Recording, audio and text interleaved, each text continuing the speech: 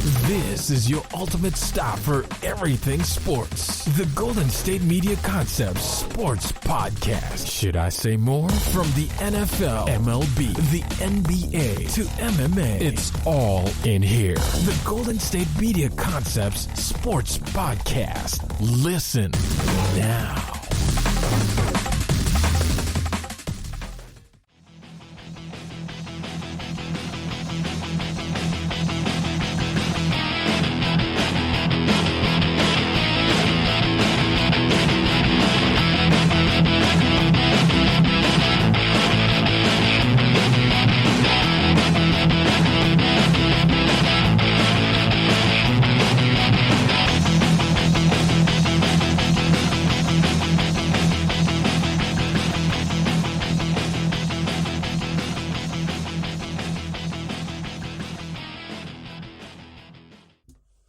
Thank you for tuning in to the GSMC Sports Podcast, brought to you by the GSMC Podcast Network. I am your host, Nebyat.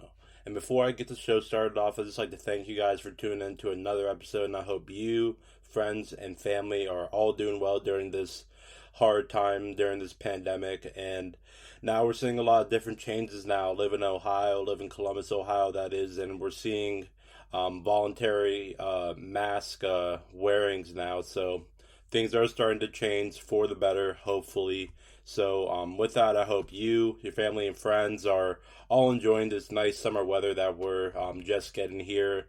And with that, let's get into today's podcast. So with today's podcast, we have a lot of basketball to talk about. Obviously, the NBA play-in tournament that starts on Tuesday. You have the the Western play-in tournament starting on Wednesday. So the Eastern Conference playing tournament games will be on Tuesday, and then the Western Conference playing games will be on Wednesday, and then after that we'll go into the filling for the 8th seed, since it will be the 7th and 8th seed going at each other.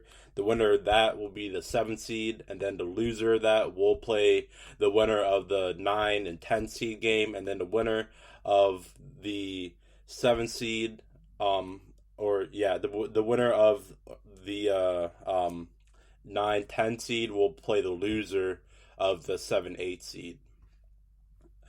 And then also we have the NBA playoffs coming up as well, and then we also have NFL schedules that were just released, and to round out today's episode, I'm also going to be talking about and predicting my NBA honors. NBA honors is all first team, second team, and third team all NBA, along with first team and second team all defense, and first team and second team all rookie.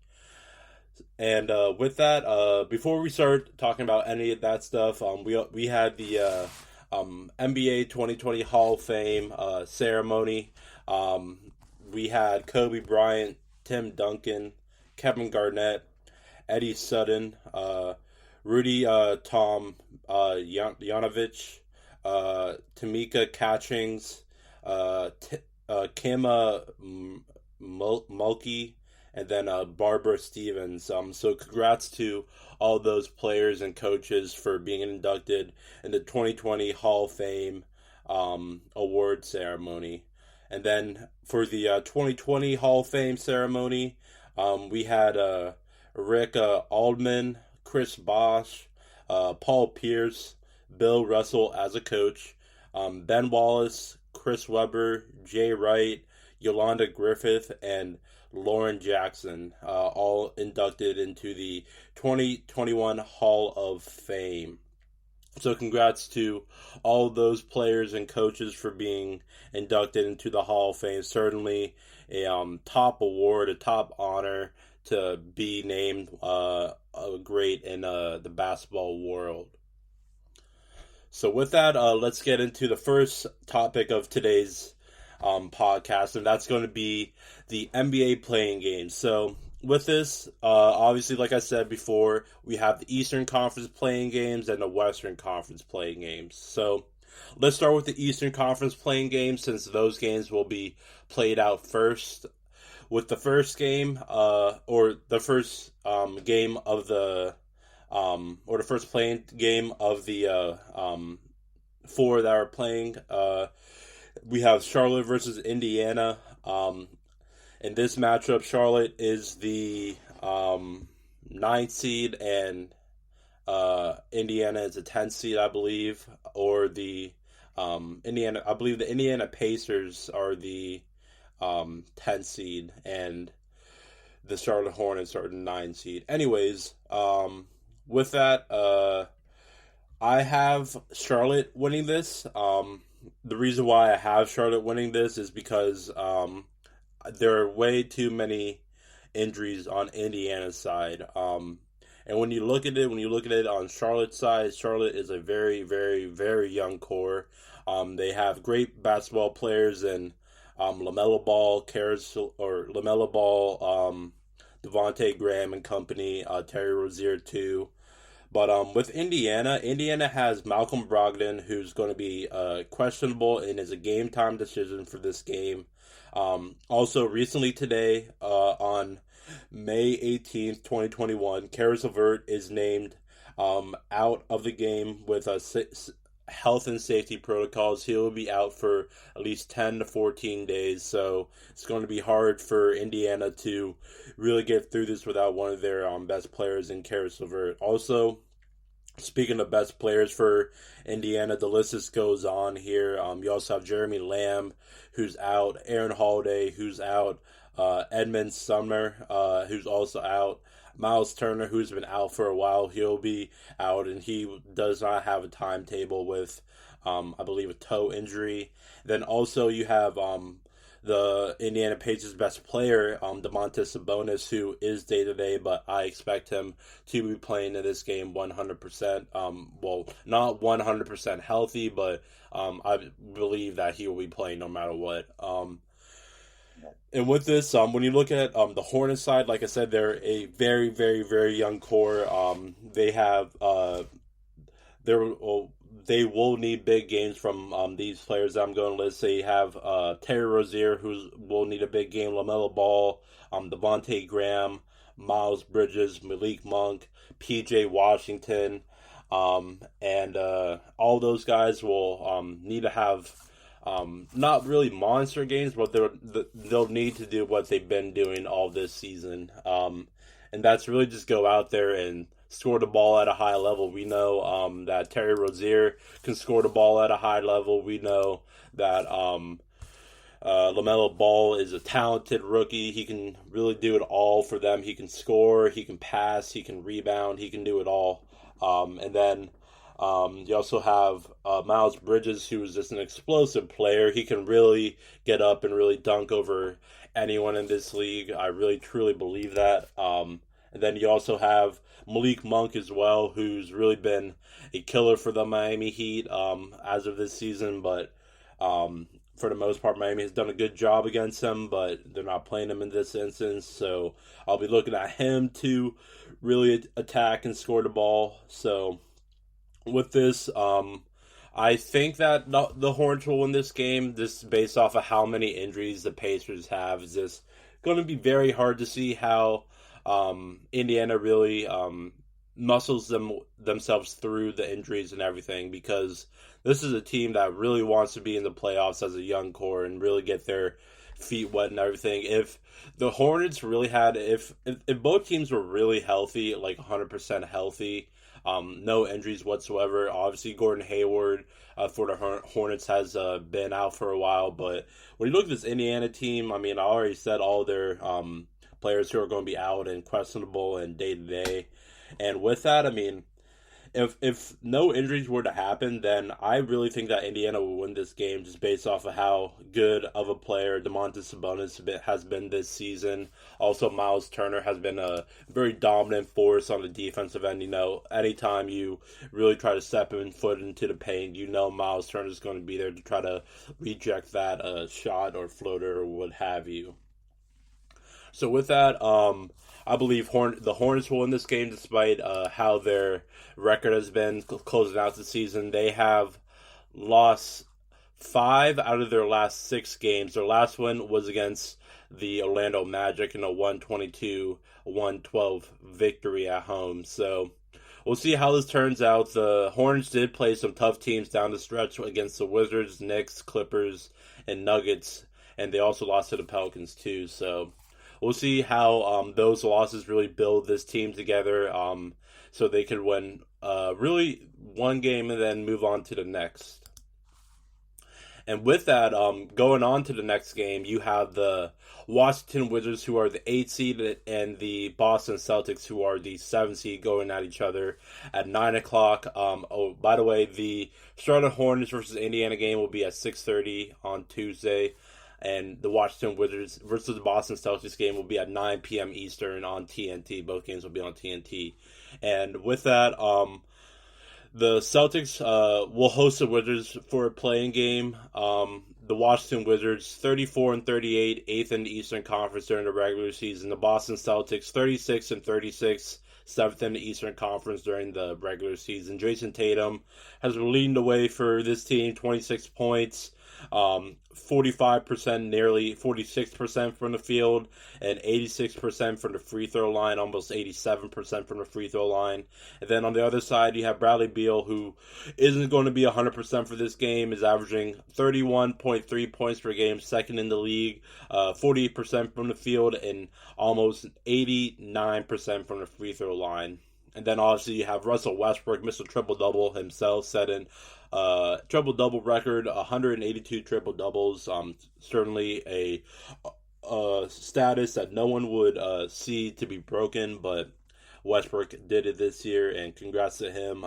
But with this game, I think that the Boston Celtics will win this game, and then off of this, they will be given the 7th seed and play Brooklyn in the first round. So the reason why I have the Celtics winning this game is because Bradley Beal, like I said, isn't 100% with a hamstring injury. I don't know how mobile he is going into this game, but I assume he will be in some type of pain and discomfort during this game and through probably the playoffs as well. And in my opinion, this is expected to be a duel between Jason Tatum and Russell Westbrook 100%.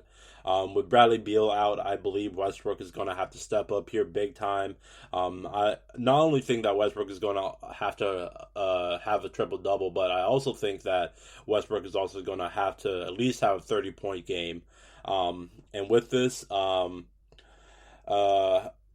despite Jason Tatum, Russell Westbrook, or Jason Tatum, Bradley Beal, what have you, I think this game will come down to which team has the better role players in this instance, because Boston Celtics role players haven't really been, up to par as they should be. And the Washington Wizards obviously having Westbrook, Beal, Roy Huchimara, and company, Isaac Bogna. They lost their rookie to the season with a ankle injury. So with this, players for the Celtics like Marcus Smart, Kemba Walker, Evan Fournier, and Tristan Thompson will have to relieve some pressure off of Tatum in order to get things going for the Celtics, because they do have this game at home. That's a big advantage for them. They don't have to travel or anything. So with that, for the Wizards to win, I think a lot would need to work in their favor, because they do not have the better team on paper, in my opinion, just based off of the players that I said with the Celtics, and Marcus Smart, Kemba Walker, Evan Fournier, and Tristan Thompson. When you look at the Washington Wizards depth and who they have, obviously I said Westbrook, Bradley Beal, and Roy Huchimara. But also you have Rahul Neto, who's their starting shooting guard, who's day-to-day. We'll see if he plays. You also have Ish Smith on their team, and David Bertans, Alex Len, and Daniel Gafford. But it's going to be very hard to see this Wizards team really take it to the Celtics on their home floor and try to get a win and go into the playoffs with the 7th seed and then play the Nets in the first round. But it's going to be tough, because I think that we're going to see a great game from Kemba Walker, Marcus Smart, who's a defensive mastermind. He's going to be able to probably guard a Bradley Beal or Russell Westbrook all game. We'll see how that turns out. I think if he does guard Westbrook, he's going to be in for a lot. Westbrook, obviously, he's healthy now, explosive and everything, so we'll see how that matchup takes place. So with that, so to recap, I think the Charlotte Hornets are going to beat the Indiana Pacers, and then the Boston Celtics will beat the Washington Wizards. Off of this, Boston will play the Brooklyn Nets in the first round. If this turns out to be true, Boston will play the Nets. And then on the other side of things, Indiana will be out of the playoffs, and they'll be looking into the NBA draft.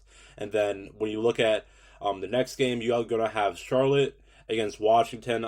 Washington will host this game. And off of this, I think that Washington will win this game and will be given the 8th seed and play Philadelphia, the Philadelphia 76ers in the first round.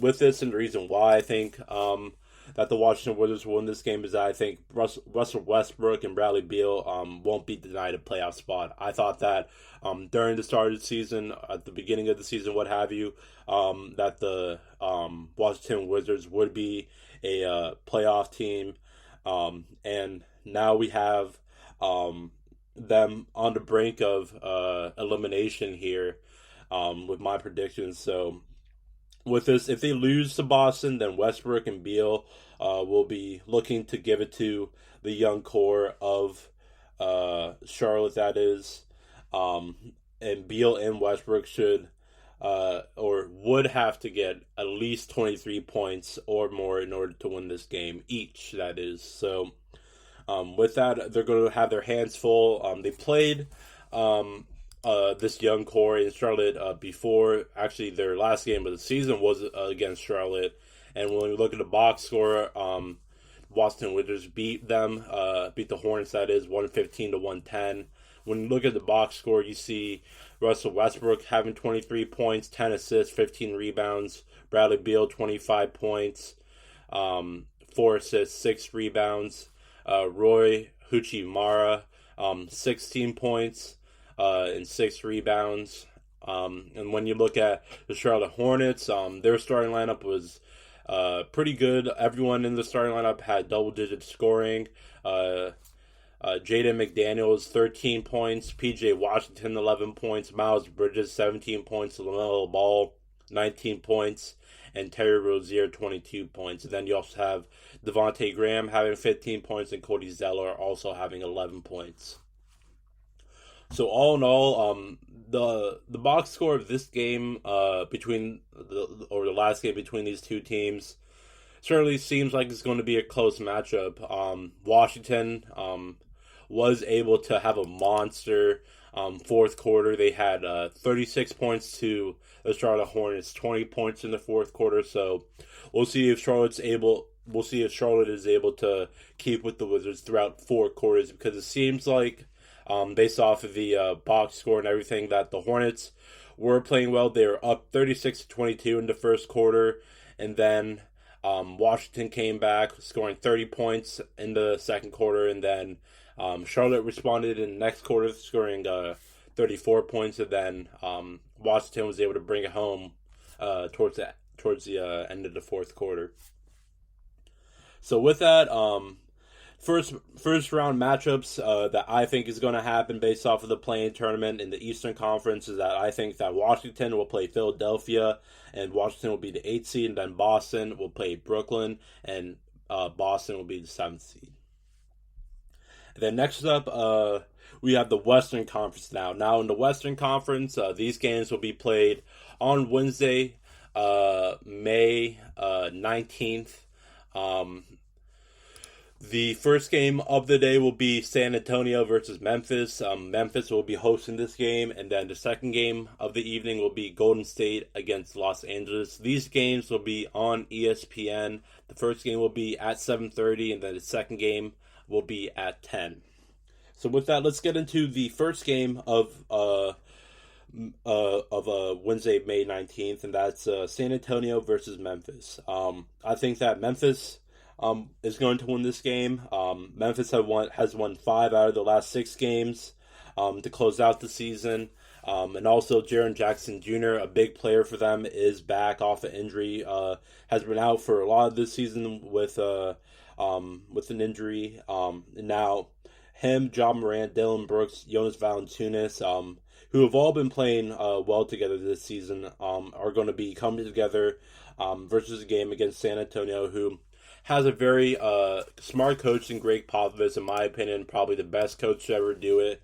And when you look at San Antonio's player stats, you have DeMar DeRozan. He has a team high 21 points this season, 49% from the field, 88% from the free throw line. Jakob Poeltl has been leading the way in the rebounding effort with almost 8 rebounds per game, and then DeMar DeRozan again has been leading the way in assists with almost 7 assists per game. But when you look at the Spurs' last 5 games, they've lost their last 5 against Phoenix twice. They lost to the Knicks, Brooklyn, and they beat Milwaukee. So overall, they have been on a very slow and gritty path to try to get to this point. It's definitely going to be a tough matchup between these two teams, having DeMar DeRozan on one side and then Devontae Murray and everything. But I think that this Grizzly team is looking to try to make it back to the playoffs after some time. Last season in the bubble, they were close to getting a playoff spot, but they ran into Damian Lillard, one of the coldest players in this league, and bounced them out of the playoffs, or playoff contention, that is, and play-in tournament. So with that, I think Memphis will win this game, and they will play the loser of the Los Angeles Lakers and Golden State game. With that, I think that the Los Angeles Lakers will win this game, and they will be given the 7th seed, and they will be playing the Phoenix Suns in the first round of the playoffs. I believe that Golden State doesn't have the defense in order to stop a LeBron James or Anthony Davis. You only have one Draymond Green. If you have Draymond against Anthony Davis, then you have LeBron with a free-for-all. And if you had Draymond guard LeBron, then you have Anthony Davis with a free-for-all. So it's going to be interesting to see how Steve Kerr brings out a defensive scheme for these two guys, one of the top 2 players in the league. And yes, they do have Stephen Curry, which gives them a chance to win. However, if Golden State does not buckle down on defense and is able to stop the Lakers, to stop them from scoring, that is, then the Lakers will just walk all over them. So with that, Golden State, in my opinion, would play Memphis for the 8th seed. And I believe that Golden State will be given the 8th seed and play the Utah Jazz in the first round.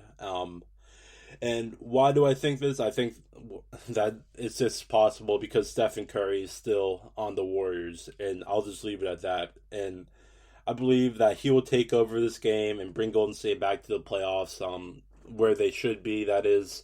But it's going to be tough against this Grizzlies team. They have a John Morant, a Jonas Valanciunas, Dylan Brooks and company. But I will say this.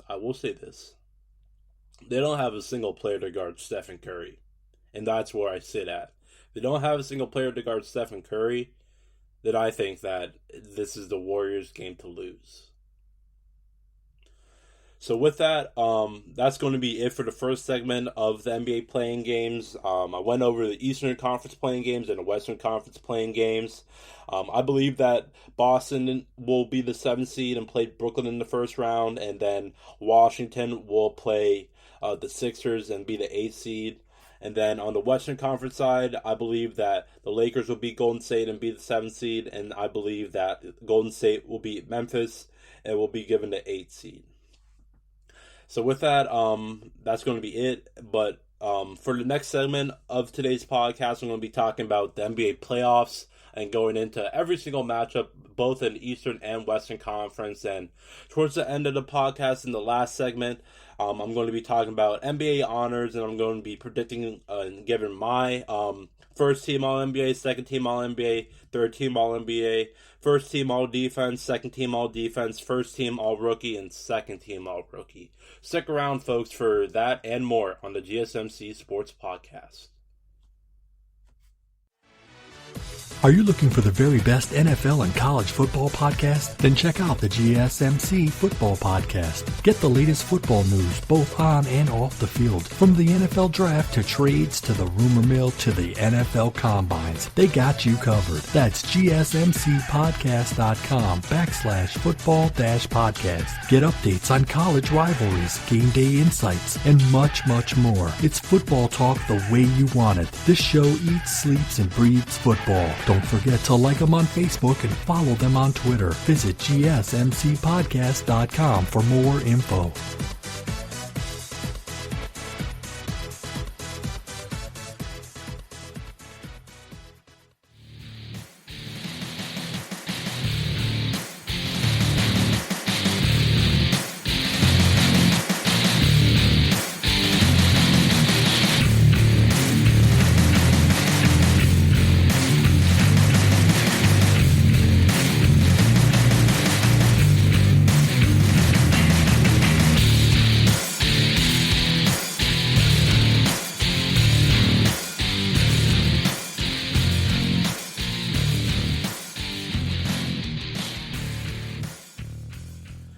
With that, the Sixers should have an easy path to the second round, and this is going to be because of Joel Embiid, Ben Simmons, and Tobias Harris, and this is solely going to be on those shoulders. If this series goes over 5 games, then it's going to be some concern for Philadelphia fans, in my opinion, because this is a team that should easily sweep the or gentleman's sweep, which a gentleman's sweep is just giving a team one game, but you were able to beat them in at least 5 games. So with that, definitely going to be tough for the Wizards to win this one. Definitely against a tough team in the Sixers, against Joel Embiid, Ben Simmons, and Tobias Harris, and also Coach Doc Rivers has been making Joel Embiid play like a great big man nowadays. So kudos to him and company. But Sixers in 5, in my opinion. Then the next matchup. By the way, I'm going to be reading this as if this is a actual playoff bracket. So on the top of the playoff bracket, you have the 1st seed against the 8th seed, and then the winner of that series will play the 4 versus 5 seed. And then the 3 versus 6 seed will play the winner of the 2 versus 7 seed. So just stick with me here, folks. So with the 4 and 5 seed, you have the Knicks versus the Hawks. The winner, I believe, will be the Knicks. I think the Knicks will win in 6. Why do I believe this? I think New York basketball is back, and I love New York basketball now because I love seeing Julius Randle, having a player who's having a All-Star year, who was nominated an All-Star and company. I think that he will have a monster series, and as he has been this whole season. Now with this, he's going to be probably going against a Clint Capella, who's Defensive Player of the Year candidate. Probably won't win it because that race is pretty much up to Bam Adebayo, Ben Simmons, and Rudy Gobert. And I already stated that I believe that Bam Adebayo should be it. I am a Heat fan. I'm not going to run away from that. But in my opinion, I think that Bam just does everything for us. And when you look at the numbers, he's been holding some really good players to some really bad numbers for them at least. So that's who I give my defensive player of the year pick to. But with this, the Hawks will still have their hands full, having to deal with the gritty play style of the Knicks. Brought to you by Tom Thibodeau and company. Tom Thibodeau coming in at a pretty good time in the year, a really crucial time that is. He was able to really move this team from a play-in tournament team to a for sure playoff team, and now they have the 4th seed right now. With this, we'll see how Trae Young and company for the Hawks really respond to the gritty play style of the Knicks, because this team really gets down on defense. Julius Randle will play absolute bully ball against your big men, and we'll see how Clint Capella handles that. But also on the Knicks side of things, you also have Derrick Rose and company. You also have a Norris Noel, who's a great shot blocker for them. As soon as you get into the paint, you're pretty much going to be denied by Noel, almost guaranteed. And also you have an RJ Barrett as well, who it's going to be interesting to see how RJ will play this game, because this will be his first playoff games in a series, that is. So we'll see how he handles that and company. He does have Derrick Rose next to him, so that will be a great factor for him to really talk to and really get strategies and stuff like that involved with him.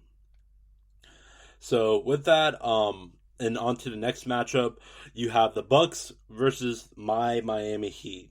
Now, everyone knows about this matchup. This matchup was a second-round matchup in last year's NBA bubble. The Heat were able to surprisingly beat the Milwaukee Bucks in 5 games. Giannis was not available for one of those games. I believe the game that he wasn't playing in, I believe the Bucks won. But anyways, I think that the Heat will win in 7. And I think that this is only the second series that or one of 2 series that I picked going 7 games. We'll get into detail about the other series, but the reason why I think the Heat will win this series, and the reason why I think this will go to 7 games, is because on the Bucks side of things, obviously the Bucks will have home court advantage, but also they added a Drew Holiday, who's probably going to be an honorable mention for Defensive Player of the Year. Probably won't get it, but he's going to be having to guard probably a Jimmy Butler and company, and with that, he's probably going to guard Jimmy, and then off of that, you're probably going to have Giannis guard Bam, and this is going to be a pretty gritty series. When you look at the Heat play a really slow-paced game of basketball. They like everyone touching the ball. They don't want to get quick force shots unless it's on a fast break, and you have a clear shot and you are feeling it and everything, then obviously take it, shoot your shot, so to say. But with this, I think the Heat are eventually going to win this game eventually going to win this series, is because they have, in my opinion, the better player in Jimmy Butler. And Jimmy Butler is a guy that doesn't wow you with 40-point efforts or stuff like that. In my opinion, I think Butler does a great job of doing stuff that doesn't involve him touching the ball, meaning that he sets screens, he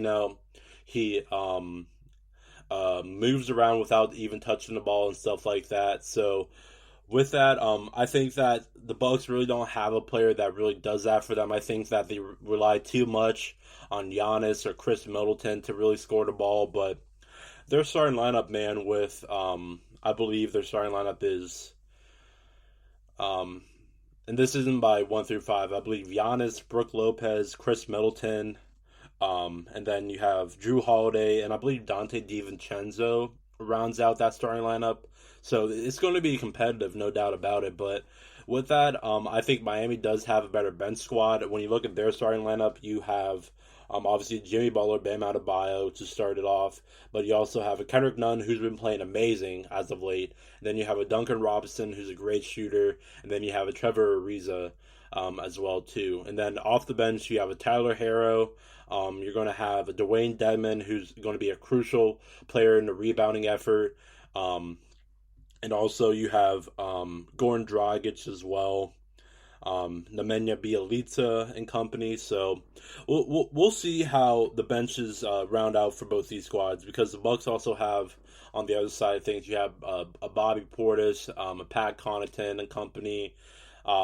So we'll see how this turns out. Also, you have a PJ Tucker, who they just added this year. So it's definitely going to be an interesting series, because you're going to have a whole bunch of players, coming right for Jimmy and, giving everything to them. So we'll see how this series turns out. In my opinion, this is going to be one of the most spectacular series that I think I'm going to watch in my life, because I'm expecting, the Bucks series. Remember last year and everything with the NBA bubble, and Jimmy Butler isn't the type of guy to just roll around, or none of these guys really are on the Miami Heat, and I'll just leave it at that. So, and the next matchup and the final matchup of the Eastern Conference playoffs is the Nets versus the Celtics, and I'm sorry if you're a Celtics fan, but this is the only matchup that I picked that would go 4 games. So, in other words, I think that the Nets will sweep the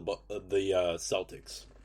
So with that, and the reason why I have that is just because the Brooklyn Nets are an unfair team to go against this playoffs. I mean, you have Kevin Durant, Kyrie Irving, and James Harden just salivating at the mouth to just get right into action here with the NBA playoffs, and I'm going to be excited seeing this team, play against the Celtics or just play in the playoffs, that is. So we'll see how that turns out. And being a Miami Heat fan, and I know I wasn't going to talk about second round or third round or NBA Finals matchups, but with that, if the Heat do win or the Bucks do win, then they play the Nets in the next round. So that's going to be an exciting second round to watch, because either way, I think the Nets are going to the second round no matter what. Same thing, basically the same thing with the Sixers too. Just those two teams, I just can't see them losing in the first round here. So with that, that will be it for the Eastern Conference, that is. But let's go to the Western Conference now. And some people say that this conference is a lot harder than the Eastern Conference, and I can see why. And let me get into that right here. So this isn't confirmed as a first round matchup, but this is what I picked. I think the Jazz will play the Warriors, and I think the Jazz will win in 5. It's going to be fun to see Stephen Curry possibly play against the Jazz in the first round. With that, it's going to be tough for the Warriors to overcome the Jazz here, since the Jazz have been playing well all year. But we'll see if the Jazz do have or do not have Donovan Mitchell. There's been no word on his timetable, so if you're a Jazz fan, that does have some room for concern, but I'm sure he'll be back for the second or third round at least. But with that, I mean, the Warriors just seem to be outmatched here from top to bottom, from the point guard spot all the way to the center spot. I shouldn't really say the point guard spot, because the Warriors have Stephen Curry and the Jazz have Mike Conley. So take that as you will, but Jazz in 5 in my opinion. And then the next matchup, the 4-5 matchup in the Western Conference, you have another rematch from the NBA bubble, and that's the Los Angeles Clippers versus the Dallas Mavericks. Luka Doncic versus Kawhi Leonard. This series is going to be a much-watched matchup in my opinion. I think the Clippers will win in 6. I think that the Clippers are just too focused now to really try to break the woes of not making it out of the second round of the playoffs. And I think this year will be the year for them to make it to the conference finals. So with that, I think overall the Clippers have been knowing what they're going to have towards the end of the season. There have been a lot of reports saying that the Clippers have been throwing away games to make sure they're not playing against the Lakers in the first round, which is smart in my opinion. But with that, the Clippers know what they're going up against in the Dallas Mavericks. So with that, I think the Clippers will win in 6. And then next up, you have the Denver Nuggets going against the Portland Trail Blazers. I think that, and this is the 1 or 2 second round matchups that I had going to 7 games. Obviously, the Bucks versus the Heat, I think will go to 7 games. And this matchup with the Nuggets and the Trailblazers, I believe, will go in 7 games as well. Because when you look at history between these two teams have been known to go back and forth in series. And without Jamal Murray, I think that this might work out in the Trailblazers' favor, but I think that Nikola Jokic will be showing why he's the MVP of this league. And with that, I mean, Damian Lillard's going to have a monster series as well as CJ McCollum and company. But overall, I mean, if the Trailblazers don't win this series, then that means that's, 2 straight years where they've been kicked out of the first round. So that causes some concern for the future. So we'll see how this series turns out because it could impact the future of some players. And then finally, the last matchup of the Western Conference, and the last matchup that I'm going to talk about with this segment is the Lakers, or the Suns versus the Lakers. Now, this is not confirmed again, but I think this is pretty much certain that the Lakers will beat the Warriors in the play-in game, and then they'll be coming to Phoenix to try to beat them in a best-of-7 series. And I think the Lakers will just win this one in 6. It's really uncommon to see a team that's the Lakers that comes off of a championship, and next year you think that they're going to be the first seed or the second seed, what have you, but they go all the way down to the 7th seed. So it's really unlucky when you're the Phoenix Suns and you haven't had a year like this in such a long time, pretty much ever since Steve Nash and Amari Stoudemire were playing for the Suns. So with this, I mean, I don't think, pretty much the same thing with the Warriors matchup with the Lakers. I just don't think that the Phoenix Suns have anyone to stop Anthony Davis or LeBron James from, doing what they do best.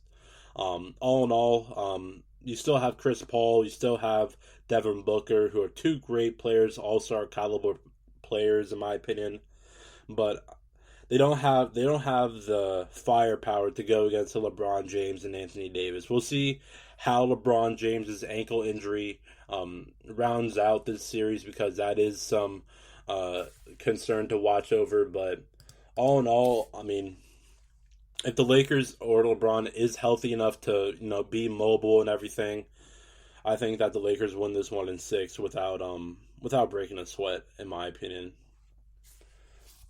So with that, that's going to be it for the second segment of today's podcast. Quickly going over the first round matchups and my predictions. I think that the Sixers will beat the Wizards in 5. I think that the Knicks will beat the Hawks in 6. I think that the Heat will beat the Bucks in 7. I think that the Nets will beat the Celtics in 4.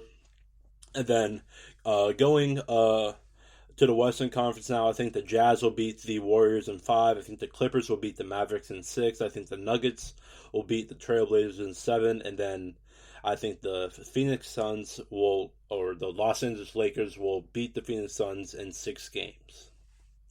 So with that, that's going to be it for the second segment. And coming up next, I'm going to be talking about NFL schedules, what teams have the hardest schedules for next season for the NFL, and how this will impact the playoffs and everything.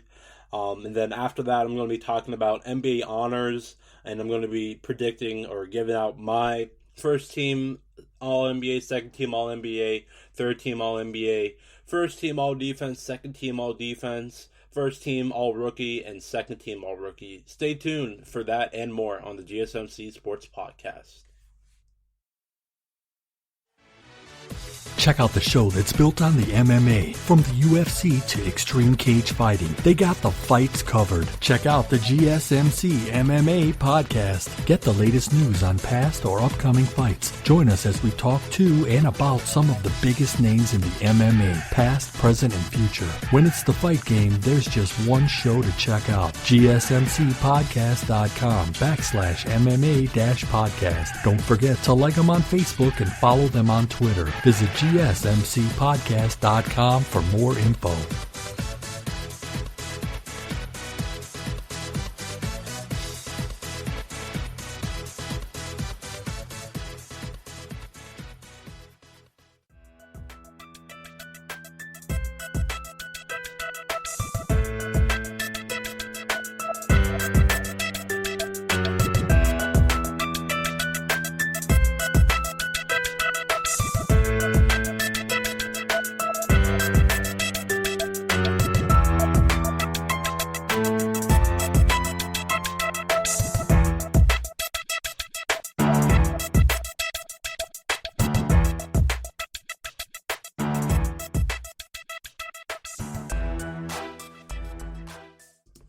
Hello and welcome back to the GSMC Sports Podcast. I am your host, Nebyat Mamo, and we just got done talking about a lot of NBA basketball here. With the first segment, I just got done talking about the NBA playing games, and then with the second segment, I just got done talking about the NBA playoffs. With that, this playoff should be a fantastic playoffs to watch overall because you have great series with the Bucks and the Heat in the first round. You have the Mavericks and Clippers. You have the Suns and Lakers. You have the Nuggets and Blazers. That kind of rhymed. So with that, let's get into the next segment of today's podcast, and that's the 2021 NFL season and the schedules being released. And I wanted to talk about what teams have the hardest schedules going into next season and how these schedules should impact playoffs and teams trying to get to the playoffs and stuff like that. So with that, let's get into it. So I'm going to go from bottom to top here and talk about what teams have the easiest to the hardest records this season, starting off with the Philadelphia Eagles and ending with the Pittsburgh Steelers. Let's start with the Eagles. So with the Eagles, their opponents' combined record in 2020 last season was 117 to 155. So a win percentage of 43%. And when we go to the Eagles' schedule, I mean, a lot of people talk about how their conference is weak with the Washington football team, the New York Giants, and the Dallas Cowboys. But when we go to the Eagles' schedule here, their first game of the regular season will be against Atlanta. You have San Francisco, or that first game will be at Atlanta. Second game will be home against San Francisco. And then the third game will be at Dallas. And then the fourth game of the year will be against Kansas City. And then Carolina, Tampa Bay, Las Vegas, Detroit, Los Angeles, Denver, New Orleans, New York, Giants, New York Jets, and then you have a bye week, week 14. Then you have the Washington football team, the New York Giants, the Washington football team again, and then the Dallas Cowboys to round out the season after the bye week. So with this, everyone should expect that Jalen Hurts to be the starting quarterback for the Philadelphia Eagles. When you look at their depth chart at the quarterback position, the second-string quarterback is Joe Flacco, and the third-string quarterback is Jamie Newman, who they just drafted this season, a quarterback from Georgia. So with this, I mean, you have to pick Jalen Hurts as your starting quarterback. There's no doubt about it. So with this, they definitely have some tough matchups against Kansas City, Tampa Bay. You have New Orleans in there, but for the most part, you're going against teams that weren't in the playoffs last season along with you. So you have Atlanta, who was in the playoff team, Dallas, who was in the playoff team. You're going to play Dallas twice. And then you have Carolina, Las Vegas. Las Vegas was a decent team. They were really close to the playoffs, but just didn't make it. You also have Detroit, who's in a rebuilding stage. So all in all, what I'm really getting to here is that really the Eagles should be able to win this division. But when you look at the next team above them, based off of opponents' combined record from last season, you have the Cowboys. The Cowboys are second last for hardest schedules this season. And when you look at it, they pretty much have the similar schedule as the Eagles. You have Tampa Bay, and Kansas City, New Orleans, who are tough matchups. Arizona as well. They also added some good additions from the draft and free agency. But overall, I mean, these two teams between the Cowboys and Eagles should be fighting it out for the division title. And with this, I picked the Cowboys to win the division, not knowing what their schedule is and everything. But now I might be having second thoughts about that. And with the Philadelphia Eagles having the worst record and everything, now they have a Devontae Smith, they have Jalen Hurts now in company, Miles Sanders at the running back position. new coach and everything. So we'll see how all that plays into factor here with this season. And with that, it's definitely going to be a easy road to a division title for those two teams, as long as they get the wins that they need to win out of the way. Everything else will fall in place. Then next up, you have the Falcons, who have the 30th easiest record in the league for next season.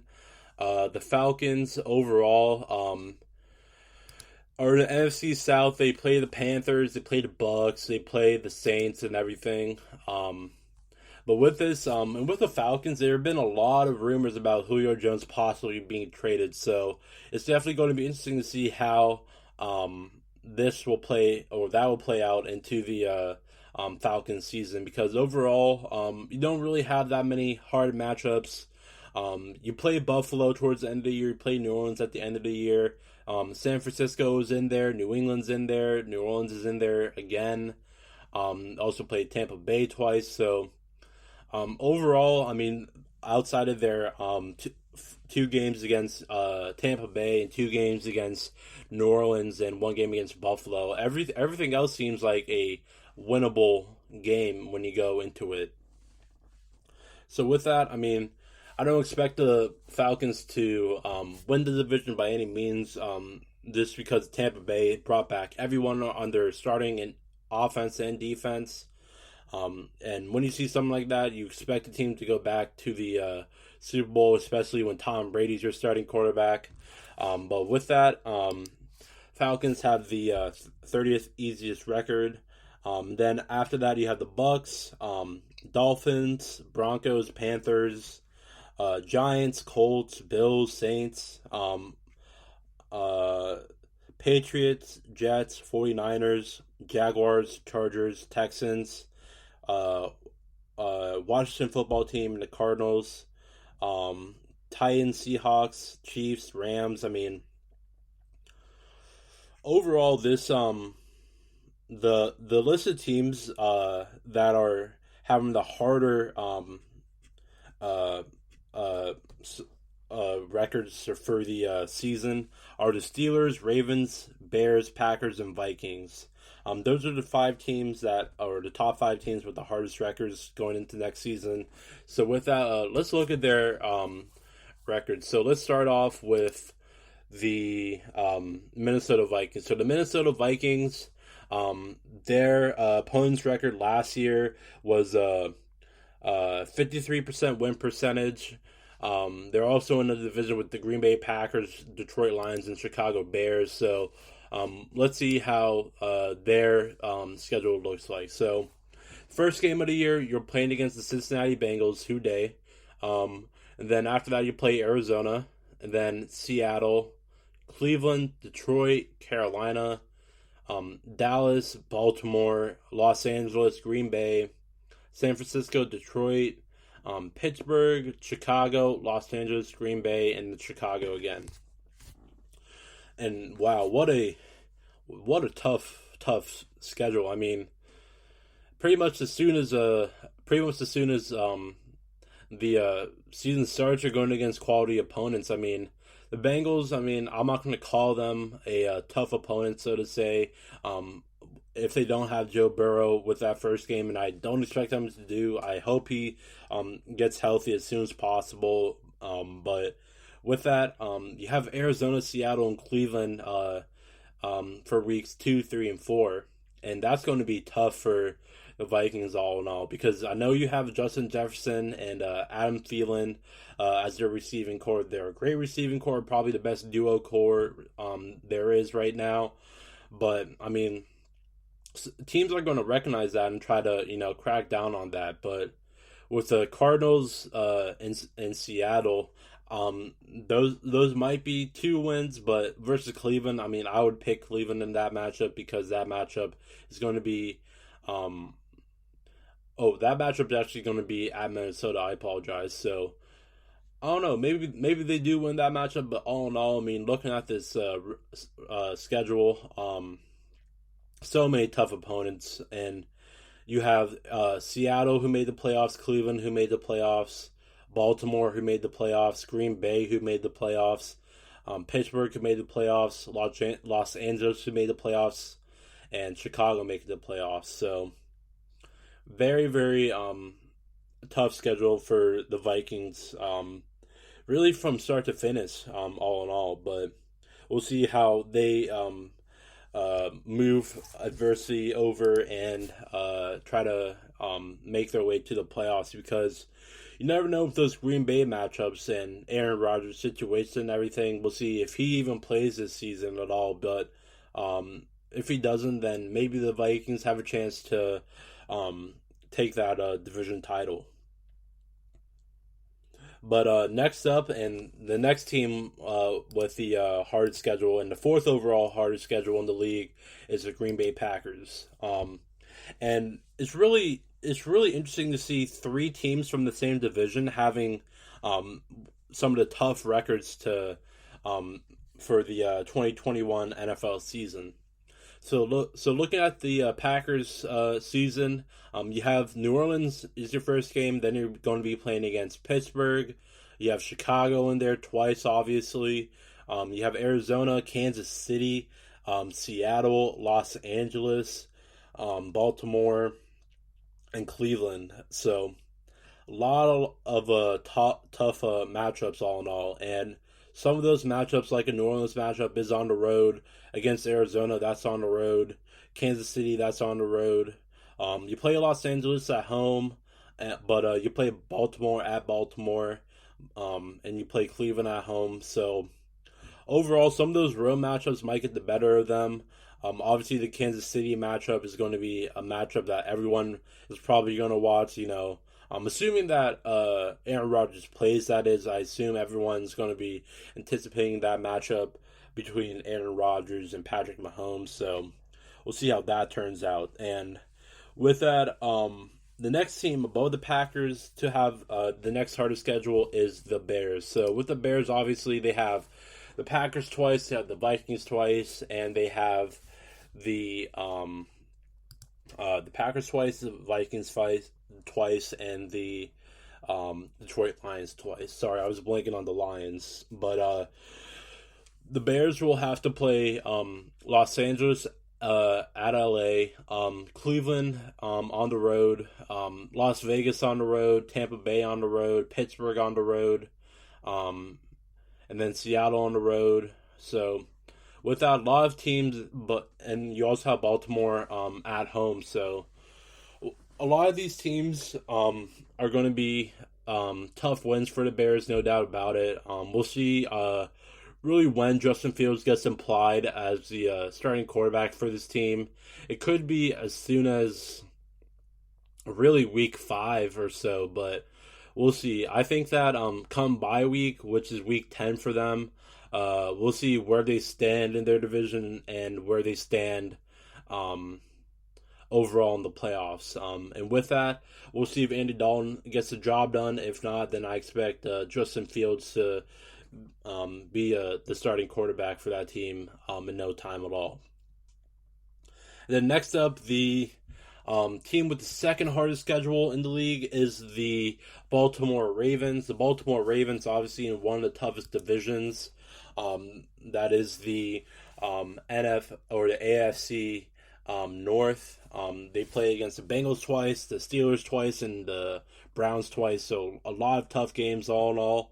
But outside of those games, they play Kansas City at home.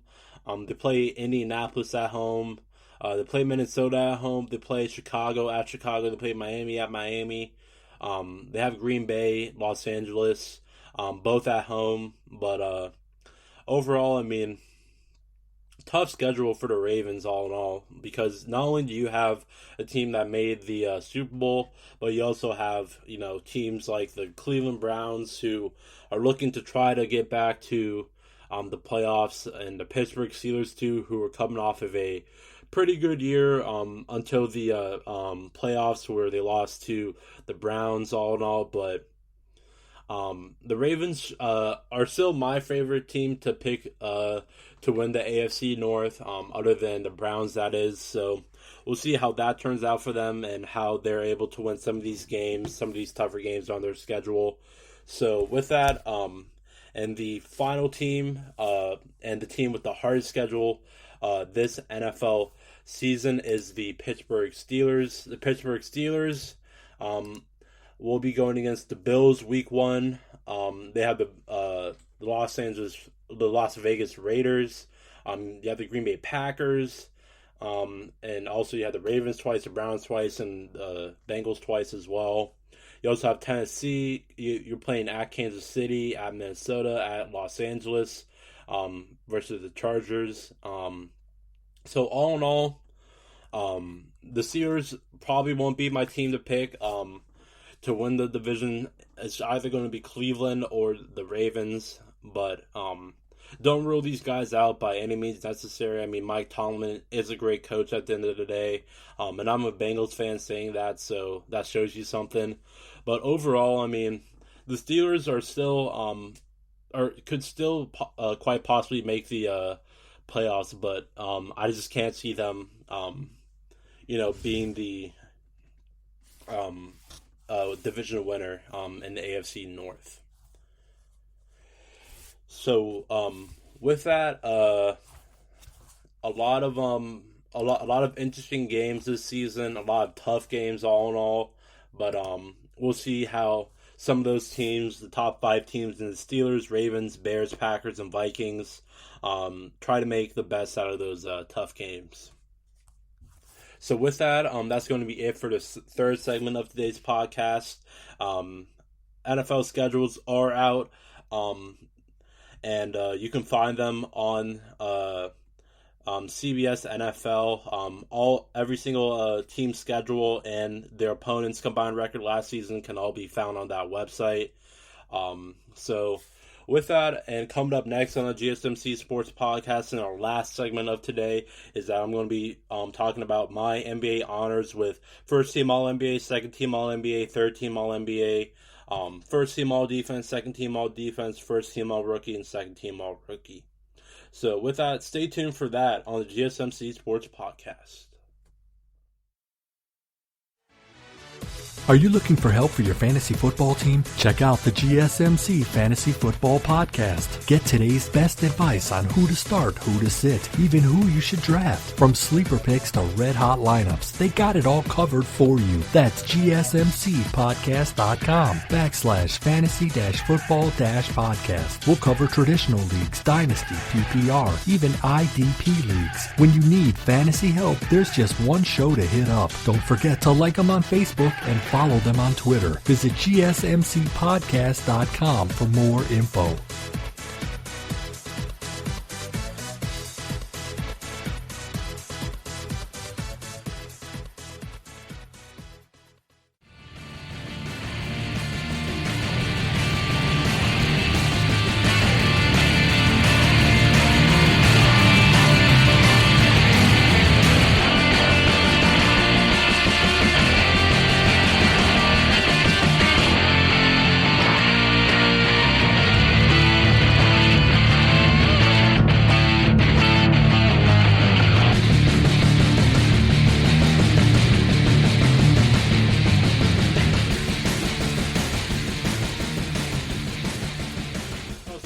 There are a lot of tough schedules out there for teams that already made the playoffs last season and they're trying to get back to it, like the Steelers, Packers, Ravens, etc. So should be a fun year with all these teams and everything. So I can't wait for the NFL season to start so I can start talking about some football some more with you guys. So should be fun. But let's get into the last segment of today's podcast with NBA honors. And I'm going to be listing off my NBA honors based off of what I feel and what I've seen from the NBA season. I've tried to watch as many NBA games as possible so I can make this list. So without further ado, let's get into it. So with NBA honors, there's all NBA teams, first, second, and third team. all defensive teams, which is his first and second team, and then there are all rookie first and second teams. So with all NBA teams, you need 2 guards, 2 forwards, and typically a center. And then for all defense, same thing applies. 2 guards, 2 forwards, and a center.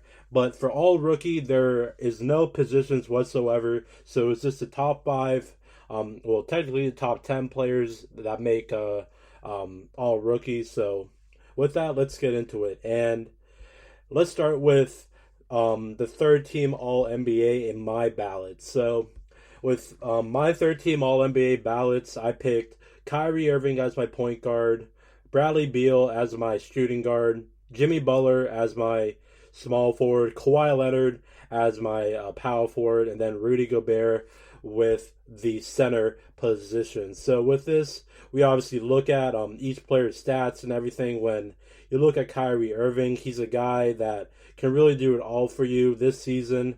I believe he got a 50-40-90, which just means he shot 50% from the field, 40% from three-point range, and 90% from the three-point line, or from the free throw line, that is. So it is very, very hard to do. It's very rare to see a player shoot 50% from the field, 40% from three-point range, and then 90% from the free throw line. So with this, it was a no-brainer that Kyrie should automatically be in an All-NBA ballot, no doubt about it. So with that, and next up comes Bradley Beal. Bradley Beal obviously has the is the second leading scorer right now in the NBA through the NBA regular season. When you look at his stats and what he's done for the Wizards this year, he pretty much mimicked, picked off what he was doing off of last season. So with that, when you look at Beal's stats, he's scored 31.3 points per game through the regular season, 4.7 rebounds, and 4.4 assists. Right now, the Wizards are going to be trying to make their way into the playoffs through the play-in game. They play Boston on Tuesday night at 9 p.m. That's on TNT. That should be a good watch. The winner of that will be the 7th place, and the loser of that will have to fight for the 8th seed between the winner of Charlotte and Indiana. So with that, in my selection for Beal, it's a no-brainer for me. I mean, he could be higher on this list, and I'll explain why. But him scoring 31 points per game really puts him up there, no doubt about it. And then third, Jimmy Butler. Jimmy Butler, obviously, I'm a Miami Heat fan, so I can tell you a lot about him. He does everything for us. There was a stat that was put out that said that Jimmy Butler, when he plays, is I believe 31-19. I believe I need to double check that, but it's been a tough year for the Heat with injuries and everything, kind of slowing down the start of the year. But Jimmy Butler has been a guy to really do it all for the Heat this year. Through the regular season, played 52 of the 72 games, missing 20 in total. 49% from the field, 24 from three-point range. That three-point range is a concern, should be a little bit higher. But for an All-NBA ballot in this, and everything that goes into it, his free throw percentage is very high, 86%. 7 rebounds per game, 7 assists. Leads the league in steals with 2.1 and has 21 points to go along with that. So all in all, I mean, this guy does everything from defense to offense to moving off ball to moving on ball. Truly a sight to see with Jimmy Butler and company. Then obviously Kawhi Leonard. Everyone knows how great of a player Kawhi is and everything with the Clippers now. The Clippers are the 4th seed right now, and Kawhi has been leading his team with 24.8 points per game, 6.5 rebounds, 5.2 assists.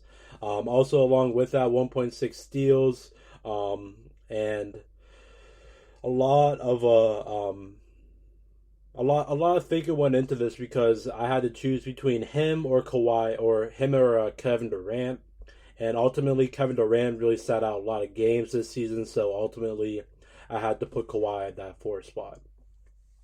And then fifth overall, in the center for the third team All NBA, Rudy Gobert. Obviously, the Utah Jazz right now, top of the West, going into the playoffs, number one seed overall. We'll have home court advantage throughout the whole entire playoffs through the finals.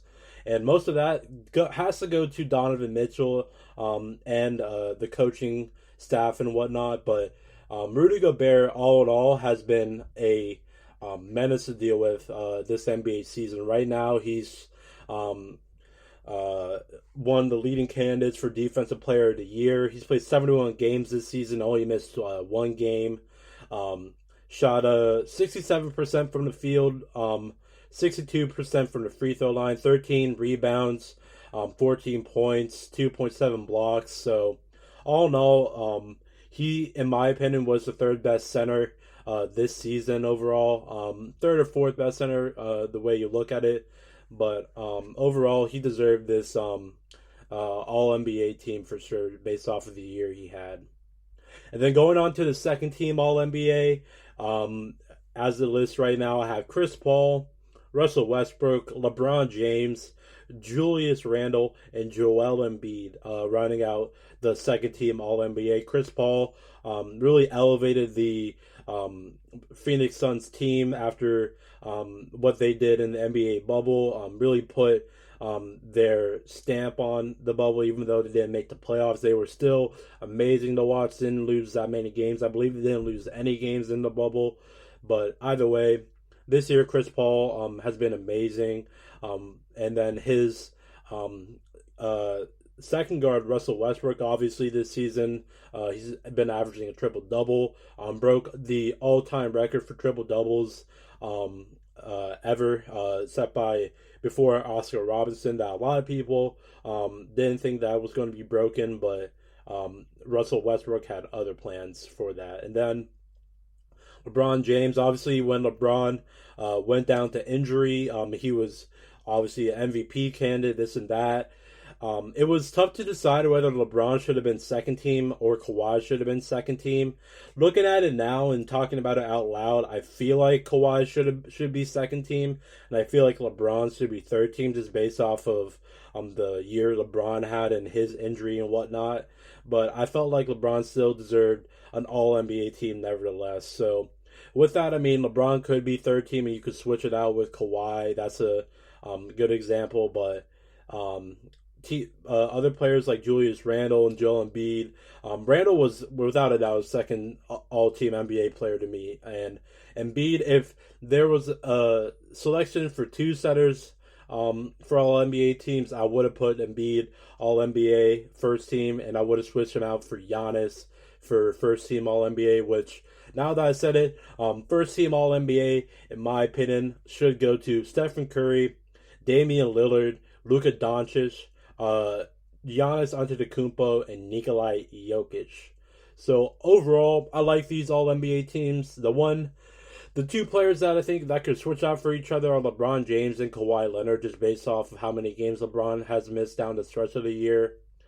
So with that, I'm going to change that real quick. I'm going to put Kawhi Leonard at my second team and LeBron James at my third team, just because LeBron hasn't been playing as much this year with his ankle injury. So if he was healthy and everything, he easily would have been first team All NBA. But with all those injuries and everything, that moves him down to third team All NBA. So with that, I'll just read my All-NBA teams again. Third team All-NBA, I had Kyrie Irving, Bradley Beal, Jimmy Butler, LeBron James, and Rudy Gobert. Second team All-NBA goes to Chris Paul, Russell Westbrook, Kawhi Leonard, Julius Randle, and Joel Embiid. And then first team All-NBA, and without a doubt, in my mind, should go to Stephen Curry, Damian Lillard, Luka Doncic, Giannis Antetokounmpo, and Nikola Jokic. So with that, let's move on to the All-NBA defensive teams. There's only two teams, first and second team, so let's get started with second team All-Defense. So for second team All-Defense, I have Marcus Smart, Drew Holiday, Matisse Thybulle, Draymond Green, and Joel Embiid. Let me get into the first team All-Defense, and I'll explain both first and second team. So for first team all defense, I have Ben Simmons, Jimmy Butler, Bam Adebayo, Giannis Antetokounmpo, and Rudy Gobert. So with this, and when I was starting to make my list, obviously I wanted to look at other analysts, all defensive teams, all NBA teams, all rookie teams, etc. And with this, the one thing that I didn't like that analysts were put in was Draymond Green at first team all defense instead of Bam Adebayo. I think that Bam easily has that edge over Draymond just because, one, Miami is the better team this season, and two, Bam has been defending everyone on the court, whether they are a point guard or whether they are a center. It does not matter. Bam has been doing everything for us. And with that, I mean, it just shows you how valuable of a player Bam and Jimmy Butler are. They are great offensive players at the end of the day. They don't give you 40 points or 50 points like a Stephen Curry, a Damian Lillard could do, a Luka Doncic, etc. But with that, they still do a lot of things on the defensive end that make that that scoring up, so to say. So with that, that's a major reason why I had Bam up here instead of Draymond. But overall, let's start with the second team all defense. Marcus Smart, Drew Holiday to round out the guards. I think that was a good put for both of them. Neither of them really had a great defensive year for at least the first team all defense. Maybe Drew Holiday could be first team, but it would be tough to put him over Jimmy Butler, who is leading the league in steals, like I said before. But then two of my favorite players really put on this list was Matisse Thybulle and Joel Embiid. Matisse Thybulle has been stepping up his defensive game ever since he came into the league. This year I shot a lot more of that night in and night out. Same with Joel Embiid too. I mean, there are a lot of Sixers fans out there that say that Joel Embiid is a better defender than Ben Simmons. I would have to respectfully disagree. I think Simmons just defends everyone on the court, and that's what I think differentiates him from Embiid. Embiid just, I feel like, can only dominate maybe one or two positions in the power forward or center position. But overall, I didn't think that at all this year that Embiid was a better defender than Simmons. Embiid was a good defender, don't get me wrong, but he just wasn't a better defender than Simmons. And then moving on to first team all defense, I mean, like I said, with Simmons and Butler and Adebayo already, but with Giannis and Gobert, Giannis, obviously the reigning defensive player of the year, still was causing major havoc on the defensive end. Pretty much whenever you stepped into the paint, same thing with Gobert, really, you were going to meet Giannis up top somehow. And really, the way the Bucks have played defense through the Giannis era, you've seen Giannis defend a lot off ball, not so much on ball defending like better players. If they were to play the Nets, you wouldn't really see Giannis defend Kevin Durant all game. You might see him defend him a couple of times, but overall, you wouldn't see him defend him at every single possession. So with that, I like my first team all defensive players right now. I'll just read them off again. Second team all defense: Marcus Smart, Drew Holiday, Matisse Thybulle, Draymond Green, Joel Embiid. First team all defense: Ben Simmons, Jimmy Butler, Bam Adebayo, Giannis Antetokounmpo, and Rudy Gobert.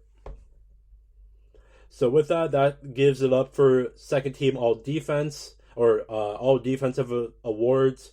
Now to move on to all rookie awards.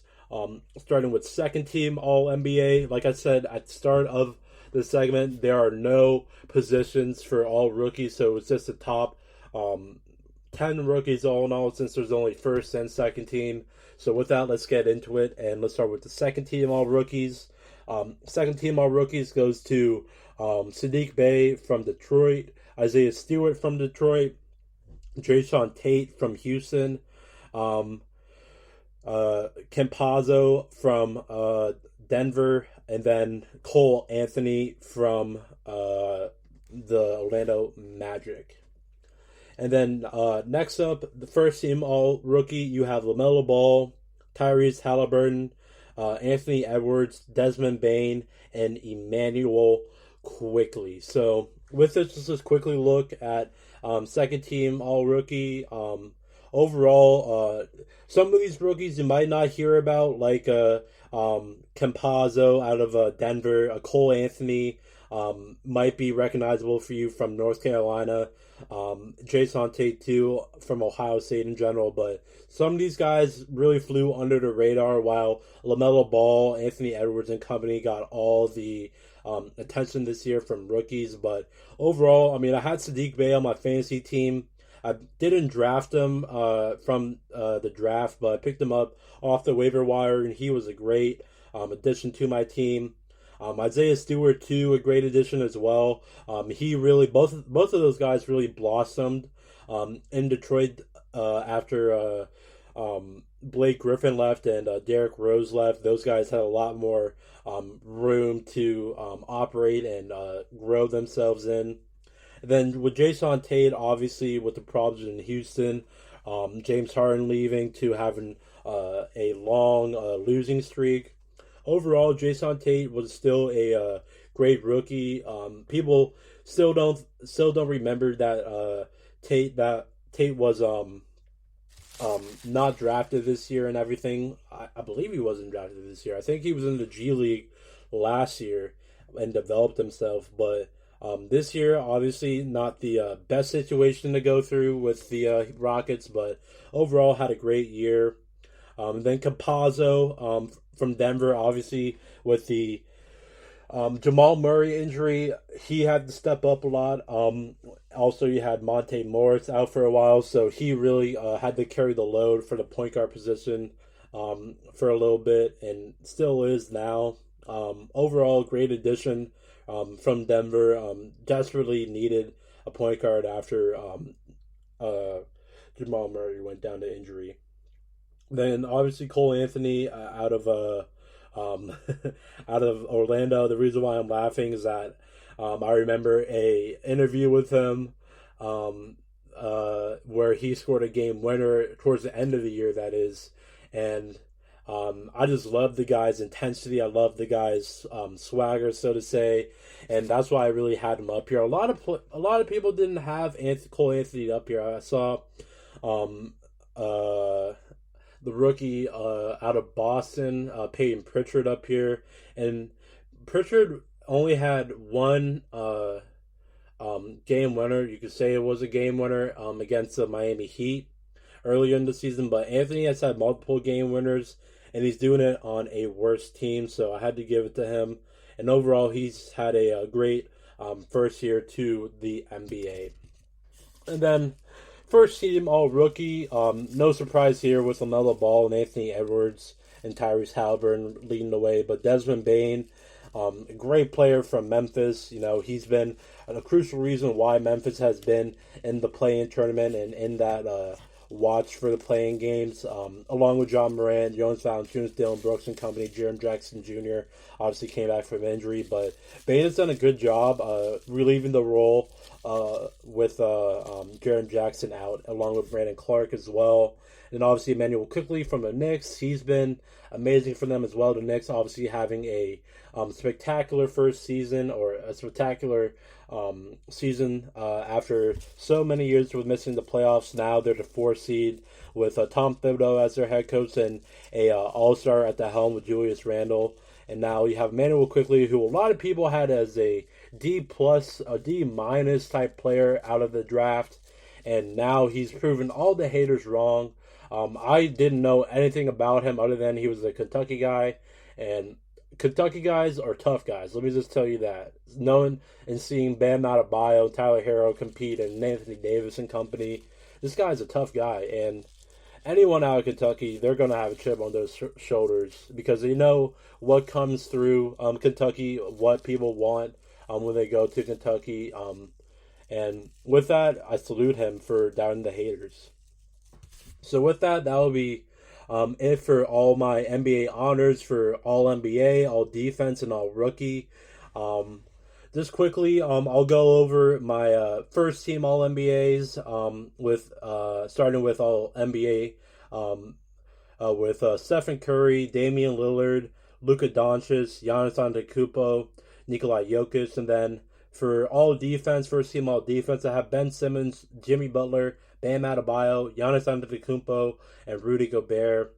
And then for first team all-rookie, LaMelo Ball, Tyrese Halliburton, Anthony Edwards, Desmond Bane, and Emmanuel Quickley round out my first team all-rookies. So with that, thank you for listening to the GSMC Sports Podcast, brought to you by the GSMC Podcast Network. I would like to thank you to please remember to subscribe to the show and write a nice review. That really helps us. Also, if you can please follow us on Facebook, Twitter, and Instagram, that would also be great. Thank you, and have a great rest of your week, ladies and gentlemen. You've been listening to the Golden State Media Concepts Sports Podcast, part of the Golden State Media Concepts Podcast Network. You can find this show and others like it at www.gsmcpodcast.com. Download our podcast on iTunes, Stitcher, SoundCloud, and Google Play. Just type in GSMC to find all the shows from the Golden State Media Concepts Podcast Network, from movies to music, from sports to entertainment, and even weird news. You can also follow us on Twitter and on Facebook. Thank you, and we hope you have enjoyed today's program.